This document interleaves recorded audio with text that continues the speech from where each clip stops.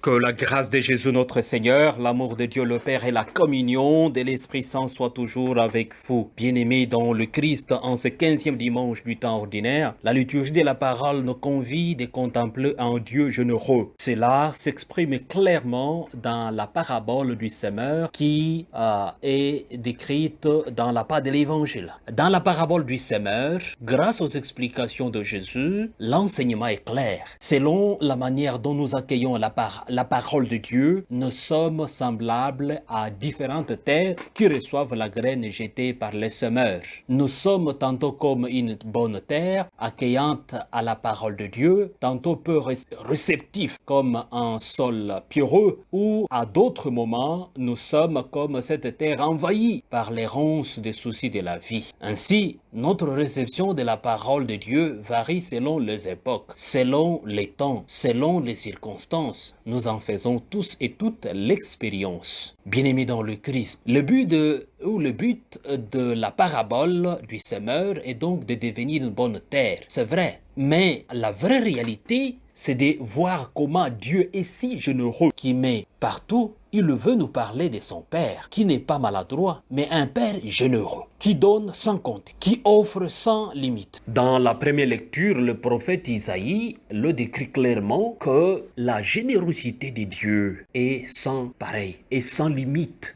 La pluie qui descend du ciel ne rentre pas sans abreuver la terre. Donc, il nous aime tant et il voudrait que nous puissions réellement nous convertir. Sa pluie, c'est sa parole qui inonde nos cœurs, qui dilate nos cœurs, qui féconde nos cœurs, qui fait qu'il y ait la germination normale. La neige qui descend, parfois, elle durcit les cœurs, mais elle se fond pour que la pluie puisse réellement arroser cette terre. La pluie, c'est la parole de Dieu. Quand elle arrose la terre, il y a sémence. Et quand il y a sémence, il y a à manger, il y a du pain, il y a de la nourriture. Les gens peuvent manger à satiété. Donc les gens ont la vie. Notre Dieu, c'est le Dieu des vivants. Il nous offre la vie. Travaillons de telle sorte que nous puissions nous aussi faire pleuvoir la pluie sur la vie des autres. Faire pleuvoir la pluie sur notre famille. Faire pleuvoir la pluie sur notre milieu de vie et de travail. Faire pleuvoir la pluie dans nos différentes relations interpersonnelles, c'est-à-dire apporter une parole de paix, une parole de joie, une parole de réconfort, une parole de transformation. Bien-aimés dans le Christ, cette parole vivante, la parole était au commencement. Cette parole est une parole qui répand l'amour, qui guérit, qui transforme. Et dans la part de l'Évangile, cette parole, c'est ces grains qui tombent en terre. Si les grains de blé tombés en terre ne meurent pas, ils restent seuls. Bien-aimés dans le Christ, laissez tomber vos différentes peurs, des craintes pour demain, la peur du lendemain. Laissez tomber la ruse du démon qui te paralyse tout le temps, qui t'empêche de recevoir la parole, d'écouter la parole, de s'insérer dans les desseins de Dieu. Laisse tomber toute la panique, laisse tomber les angoisses de tous les jours, laisse tomber la rancœur haineuse, laisse tomber tout.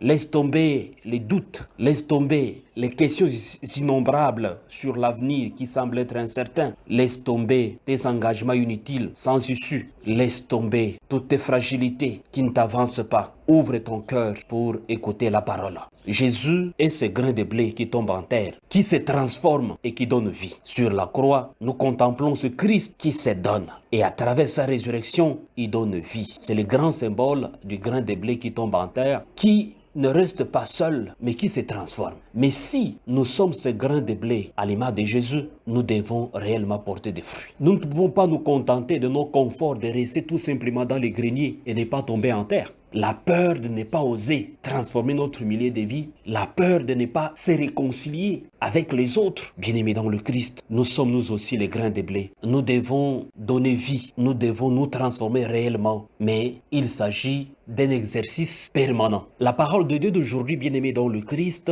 se compare à un jardinier qui justement sème, mais qui doit arroser cette sémence au quotidien. Le jardinier ne se contente pas d'attendre après un mois pour venir faire un grand arrosage. Non, il arrose petit à petit. Avec un petit arrosoir, lentement et sûrement, la plante est en train de grandir. Bien-aimé dans le Christ, Dieu est le semeur et Jésus le Christ est le grain de blé qui est sémé. Nous aussi, Après avoir été adoptés par le Christ lui-même, nous appelons Dieu Abba notre Père. Donc nous sommes nous aussi ces grains de blé. Le semeur, le Père, il continue à s'aimer, peu importe nos conditions, peu importe nos fragilités, parce qu'il croit en nous, il croit en notre conversion. Croyons à la conversion des uns des autres. Croyons au changement. Croyons à la transformation nouvelle de toute personne. Ne soyons pas pessimistes, soyons optimistes, soyons réalistes et laissons-nous guider par le souffle de l'Esprit afin que nous puissions porter des fruits qui demeurent. Et donc la bonne terre, c'est la vie en abondance. Mais le semeur ne se fatigue pas de nous accompagner quand nous tombons sur les ronces, quand les soucis de ce monde nous écrasent et nous abattent. Il nous accompagne, les semeurs, parce qu'il croit en nous.